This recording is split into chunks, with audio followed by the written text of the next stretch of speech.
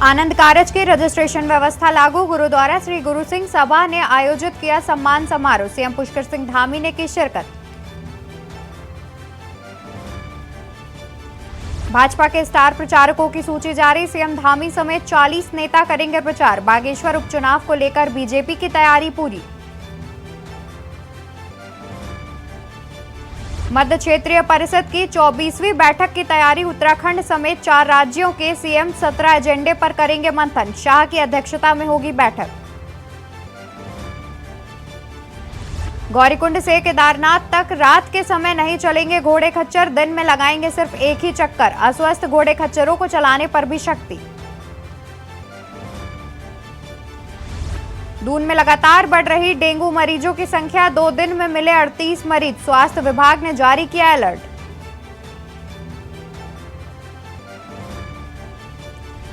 दून समेत 7 जिलों में बारिश को लेकर येलो अलर्ट जारी। 24 घंटे के लिए येलो अलर्ट किया गया जारी। 19 अगस्त तक अधिकांश हिस्सों में भारी बारिश की संभावना। आप देख रहे हैं के न्यूज, खबरों का सारथी।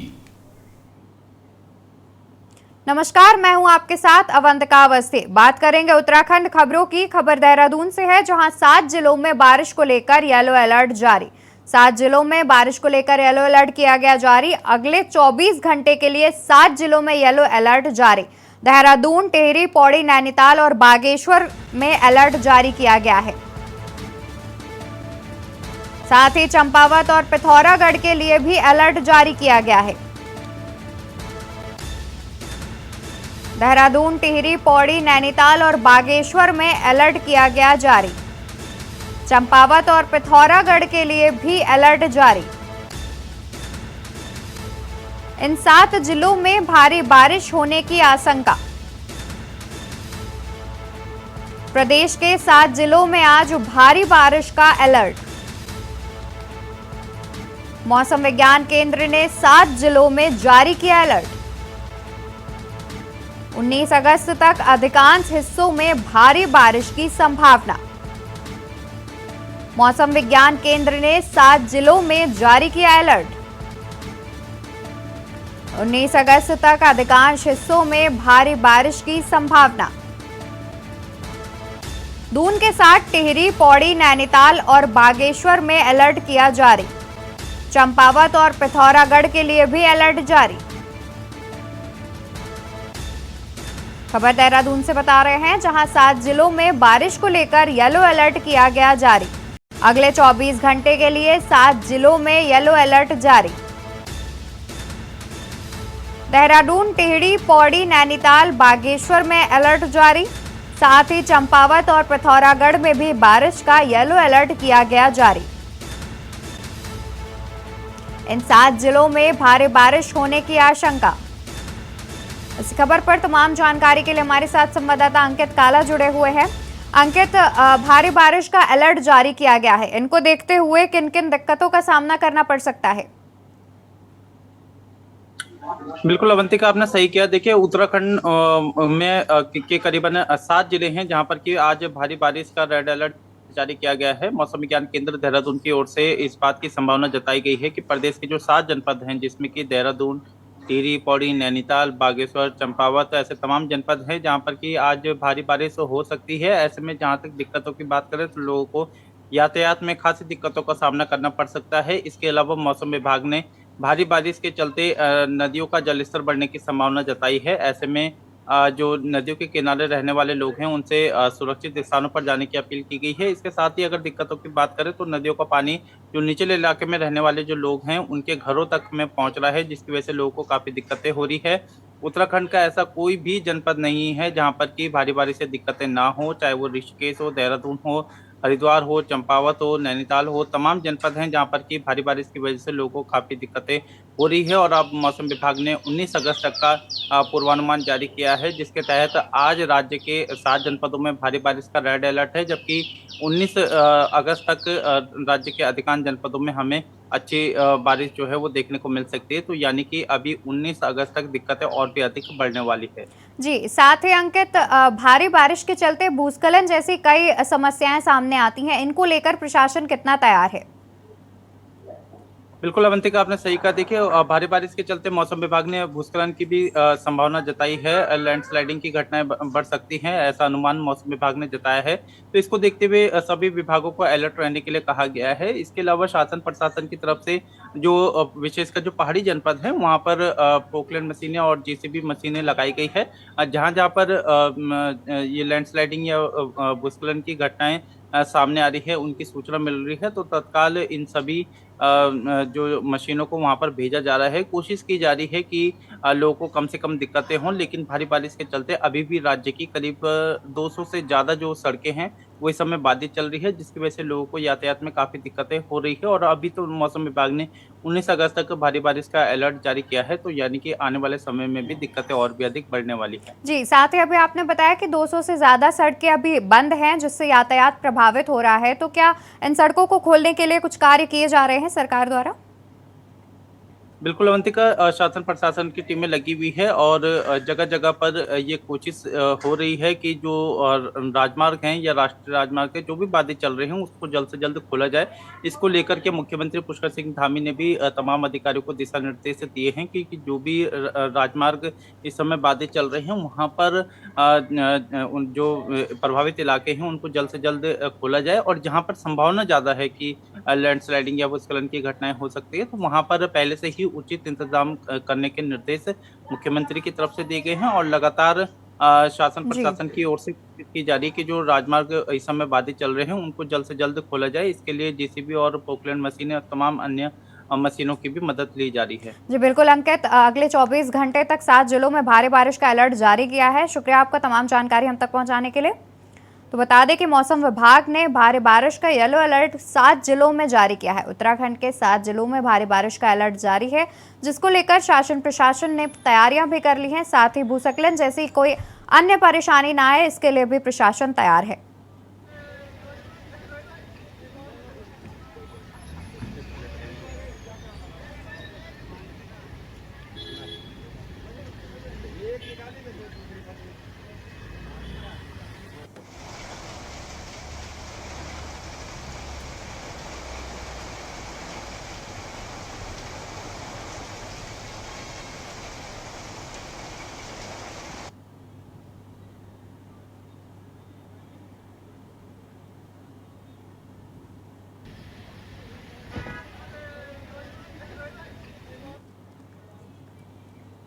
खबर देहरादून से है, जहां बागेश्वर उपचुनाव के लिए बीजेपी की तैयारी। बीजेपी ने प्रचारकों की सूची की जारी। 40 सदस्यीय स्टार प्रचारकों की सूची की जारी। सीएम धामी समेत तो 40 नेता करेंगे प्रचार। पार्टी के तमाम अन्य वरिष्ठ नेता सूची में किए गए शामिल। सभी स्टार प्रचारक पार्टी के पक्ष में करेंगे प्रचार और प्रसार। बता दें कि 40 सदस्यीय स्टार प्रचारकों की सूची की गई जारी।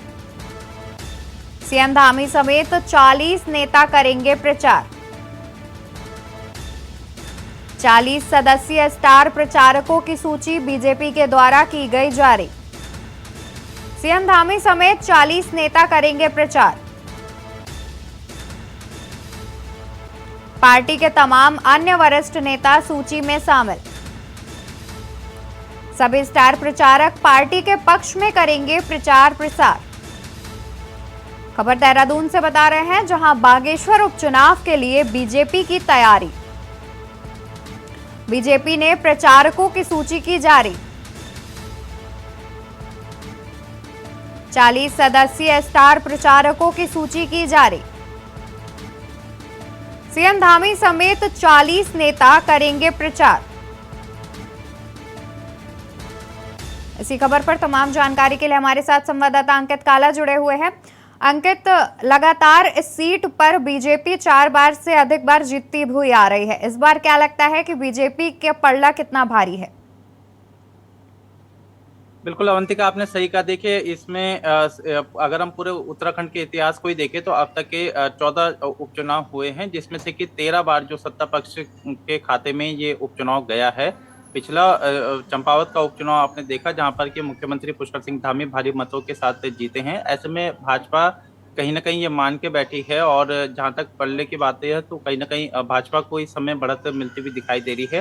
हालांकि इस बात में भी कोई दो राय नहीं है कि कांग्रेस पार्टी की तरफ से भी पूरी मुस्तैदी के साथ इस उपचुनाव को लड़ा जा रहा है। और पार्टी की ओर से बसंत कुमार को, जो कि हाल ही में आम आदमी पार्टी से कांग्रेस में शामिल हुए हैं, उनको प्रत्याशी घोषित किया है। आज बसंत कुमार नामांकन भी दाखिल करने वाले हैं। पार्टी के प्रदेश अध्यक्ष और करण महाराज समेत तमाम वरिष्ठ नेता भी बसंत कुमार के नामांकन में उपस्थित रहेंगे।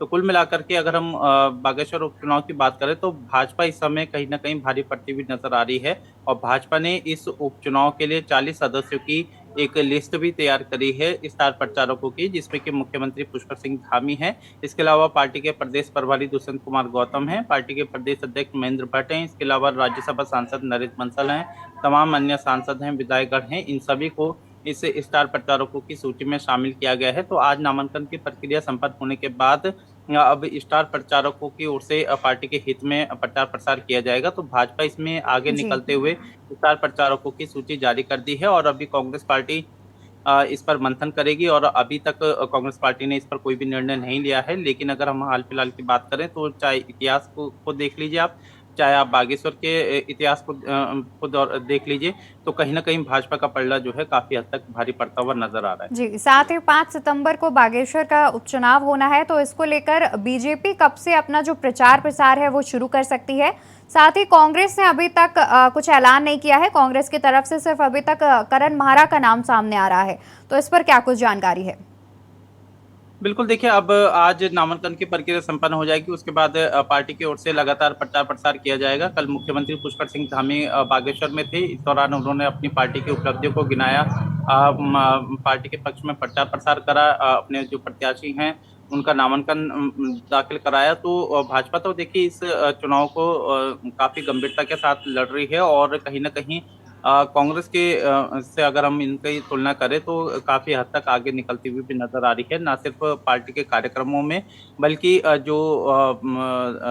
अगर धरातल की बात करें तो वहां पर भी संगठन के हिसाब से भी देखें या अन्य परिस्थितियों के भी हिसाब से देखें तो इस समय भाजपा कहीं ना कहीं भारी बहुमत के साथ जीत का दावा भी कर रही है। हालांकि कांग्रेस पार्टी भी पूरी मजबूती के साथ इसको लड़ रही है, लेकिन कहीं ना कहीं संगठन की कमजोरी और तमाम अन्य चीजें हैं जो कि इस समय जो कमी खलती हुई कांग्रेस को दिखाई दे रही है। और दूसरी बात ये भी है कि सरकार राज्य में बीजेपी की है। ऐसे में पूरी उम्मीद है कि उपचुनाव भी भाजपा के पाले में जाता हुआ दिखाई दे सकता है। लेकिन हाल फिलहाल जो है दोनों ही दल अपनी ओर से भारी बहुमत से जीत का दावा कर रहे हैं। और आज कांग्रेस पार्टी के प्रत्याशी नामांकन दाखिल करेंगे और उसके बाद हमें लगता है कि अब स्टार प्रचारक भाजपा के केंद्र और राज्य सरकार की उपलब्धियों को गिनाते हुए नजर आएंगे। और इसके बाद फिर हमें कहीं ना कहीं कांग्रेस पर निगाह बनानी होगी कि कांग्रेस पार्टी की तरफ से क्या कुछ स्टार प्रचारकों के मामले में किया जाता है। जी बिल्कुल, बीजेपी ने अपने स्टार प्रचारकों की सूची जारी कर दी है। साथ ही कांग्रेस की तरफ से अभी इस प्रकार का कुछ भी सामने नहीं है। शुक्रिया आपका तमाम जानकारी हम तक पहुंचाने के लिए। तो बता दें कि 40 सदस्यों की जो सूची है वो जारी कर दी है बीजेपी ने, जिनमें मुख्यमंत्री पुष्कर सिंह धामी मुख्य रूप से हैं। साथ ही अन्य भी कई बड़े मंत्री शामिल हैं, जिसपे जो स्टार प्रचारक की सूची में शामिल किए गए हैं।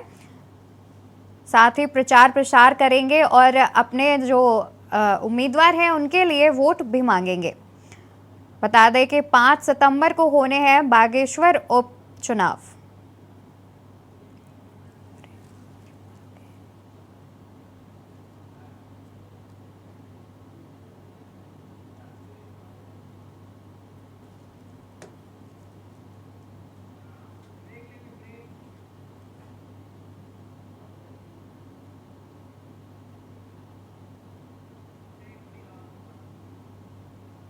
यहाँ रुकेंगे ब्रेक के लिए। ब्रेक के बाद जल्द हाजिर होते हैं अन्य खबरों के साथ।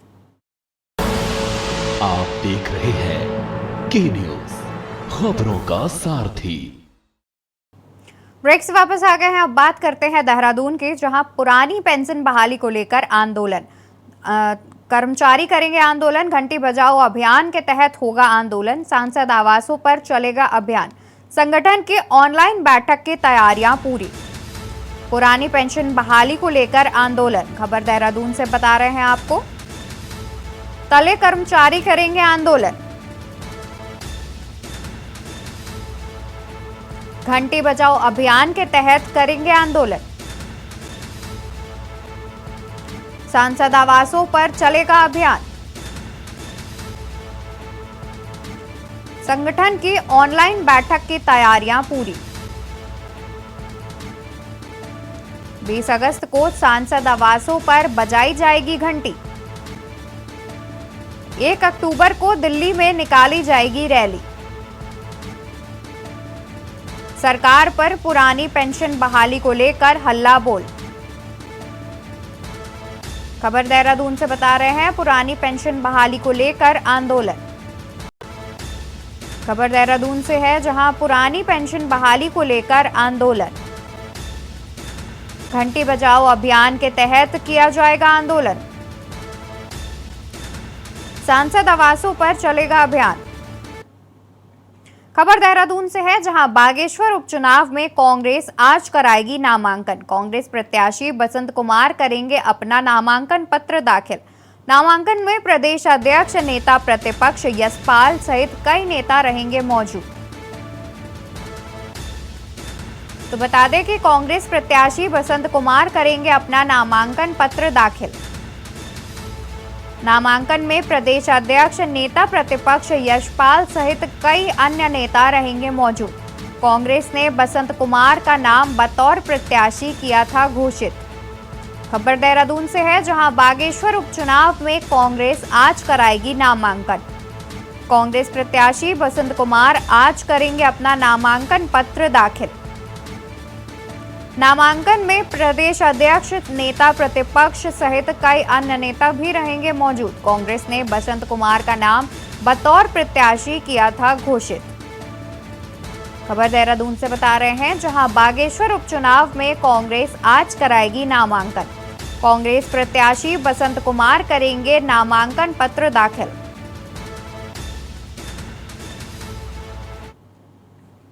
खबर विकासनगर से है, बरसात के तांडव के चलते एक बार फिर उत्तराखंड को आपदा का दंश झेलना पड़ रहा है। 2013 में केदारनाथ में आई भयंकर आपदा के ठीक 10 साल बाद भारी बरसात के चलते प्रदेश के कोने कोने से लगातार भयावह तस्वीरें सामने आ रही हैं, जिसको लेकर स्थानीय लोग खौफजदा हैं। ऐसा है कुछ विकासनगर तहसील क्षेत्र अंतर्गत जाखड़ गांव में भी देखने को मिला, जिससे गांव के लोगों के साथ ही आसपास के गांवों के भी लोग सहम गए। दरअसल बुधवार दोपहर लांघा से मदरसू मोटर मार्ग के बीच जाखड़ गांव में अचानक हुए पहाड़ी से भूस्खलन ने जमकर तांडव मचाया, जिसमें 9 मकान जमींदोज हो गए, तो वहीं 7 छानियां भी भूस्खलन की चपेट चढ़ गईं।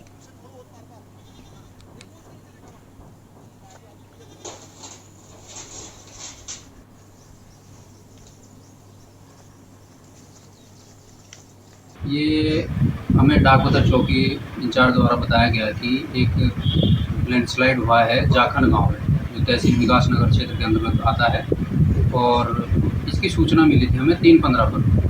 और तुरंत टीम मेरे हमरा रवाना हुई और मौके पे जाकर देखा कि पूरा ही गांव उसके जद में आ रखा है।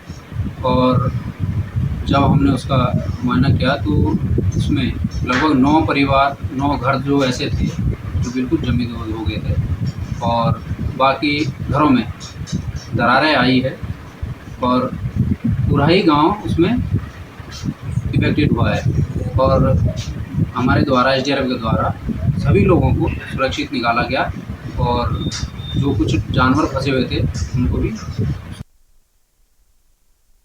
खबर कालाडूंगी से है, उत्तराखंड सरकार द्वारा महिला होमगार्ड की भर्ती निकाली गई, जिसमें 10 जिलों में भर्ती की प्रक्रिया चलाई जाएगी। इसी के चलते नैनीताल जिले को भर्ती प्रक्रिया में शामिल न किए जाने के संबंध में महिला अभ्यर्थियों द्वारा कालाडूंगी तहसील में उप जिलाधिकारी रेखा कुहाली के माध्यम से मुख्यमंत्री को ज्ञापन भेजा गया। महिला अभ्यर्थी को कहना है, विज्ञापन द्वारा जिन्होंने मुख्यमंत्री धामी से महिला होमगार्ड भर्ती प्रक्रिया में नैनीताल जिलों को शामिल किए जाने की मांग की है। आगे महिला अभ्यर्थियों का कहना है कि नैनीताल जिले को भर्ती प्रक्रिया में शामिल न करके उनके साथ भेदभाव किया जा रहा है। बच्चे मेरे पास आए थे ज्ञापन लेके, इनका ये कहना था कि हमारे जो अन्य जनपदों में होमगार्ड्स की भर्ती निकली है और हमारे नैनीताल जनपद में होमगार्ड की भर्ती नहीं आई है। तो मेरे द्वारा इनका ज्ञापन दिया गया है और संबंधित विभाग को भेजा जा रहा है। माननीय मुख्यमंत्री जी को संबोधित है, वहाँ पे प्रेषित किया जाएगा। मुख्यमंत्री जी को उप जिलाधिकारी द्वारा ज्ञापन देने आए हैं होमगार्ड भर्ती संबंध में। हमारी मांग सिर्फ इतनी है, सबसे पहले तो हमारे जिले को होमगार्ड भर्ती से वंचित किया गया है। फिर बाकी जो 10 जिलों में भर्ती आई हुई है उसमें हमें आवेदन करने से भी वंचित किया जा रहा है। हम लोग सिर्फ इतना चाहते हैं कि जिन 10 जिलों में भर्ती आई हुई है हमें उसमें आवेदन करने से वंचित ना किया जाए। उत्तराखंड खबरों में मेरे साथ फिलहाल इतना ही। आप देखते रहिए के न्यूज़ इंडिया।